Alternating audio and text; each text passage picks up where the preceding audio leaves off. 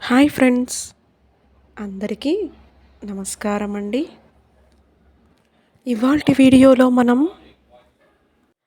రథసప్తమి రోజున వెలిగించే గోధుమల దీపం ఎలా వెలిగించాలి, వెలిగించిన తరువాత గోధుమలను ఏమి చెయ్యాలి, అటు చిక్కుడు రథం చేసిన తరువాత ఆ చిక్కుడుకాయలను ఎలా వినియోగించుకోవాలో కూడా చూద్దాం.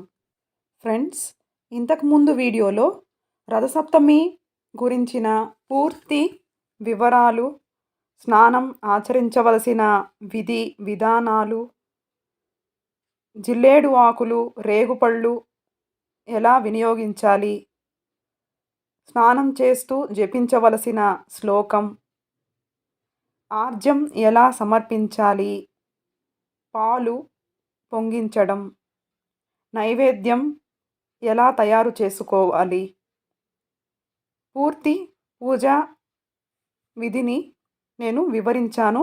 ఒకవేళ ఎవరైనా ఆ వీడియోని చూడనట్లయితే డిస్క్రిప్షన్ బాక్స్లో లింక్ ఇస్తున్నాను, ఒకసారి చూడండి. ఇప్పుడు ఈ వీడియోలో గోధుమల దీపం విశిష్టత, గోధుమల దీపం ఎలా పెట్టాలి అన్న విషయాన్ని చూద్దాము ఫ్రెండ్స్. ఆ ప్రత్యక్ష భగవానుడు సూర్య భగవానుడికి గోధుమలంటే ఎంతో ప్రీతికరం. గోధుమల దీపం వెలిగించడం వలన ఆరోగ్యానికి మేలు చేకూరుతుంది. అలానే మనకు ఎటువంటి కోరికలున్నా కూడా ఆ భగవంతునికి విన్నవించుకున్నట్లయితే సత్వరమే నెరవేరుతాయట. ఇప్పుడు ఈ గోధుమల దీపాన్ని ఎలా వెలిగించాలో చూద్దాం. ముందుగా రథం ముగ్గును వేసుకోవాలి. తరువాత ఒక ఇత్తడి లేదంటే రాగి ప్లేటు మీద 3, 5 లేదా 7 జిల్లేడు ఆకులను ఈ విధంగా పరచాలి. జిల్లేడు ఆకుల మీద గోధుమలను దోసిల్లో తీసుకొని ఇలా వేసి సమానంగా పరచాలి.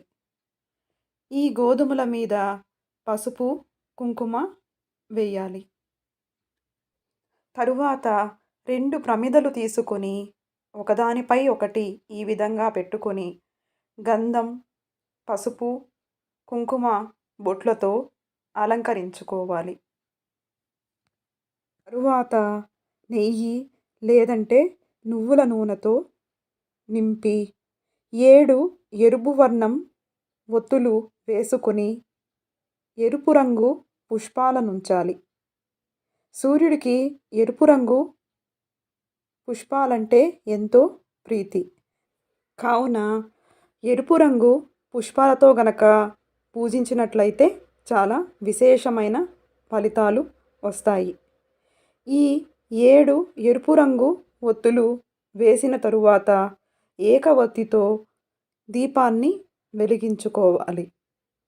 వెలిగించుకున్న తర్వాత మన సంకల్పం ఏమిటో ఆ భగవానునికి విన్నవించుకోవాలి. తరువాత ధూప దీప నైవేద్యాలతో పూజించి ఎర్రటి అక్షితలతో ఆ స్వామిని ప్రార్థించాలి.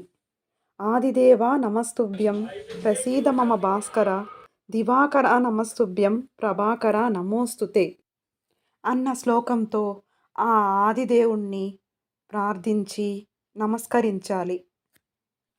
ఫ్రెండ్స్, ఈ పూజ జరిగిన అనంతరం తరువాతి రోజున ఇక్కడ మనం ఉపయోగించిన ఈ గోధుమలను ఏమి చెయ్యాలి అంటే పశు పక్షాదులకు దానంగా ఇవ్వాలి. యథాశక్తి దక్షిణ సమేతంగా ఒక బ్రాహ్మణునికి దానమైనా ఇవ్వచ్చు. అలానే చిక్కుడు రథానికి ఉపయోగించిన చిక్కుడు కాయలను ఏమి చేయాలంటే అది మనం చెట్లలో, పచ్చని చెట్లలో ఎవ్వరు తిరుగని ప్రదేశంలో వెయ్యాలి. అంతేకాని ఆ చిక్కుడుకాయలను భుజించరాదు. ఫ్రెండ్స్, ఆ సూర్య భగవానుని ఆశీస్సులు అందరికీ అందాలని కోరుతూ మీకు గనక ఈ వీడియో నచ్చినట్లయితే లైక్ చేయండి, షేర్ చేయండి, సబ్స్క్రైబ్ చేయండి. Thank you for watching.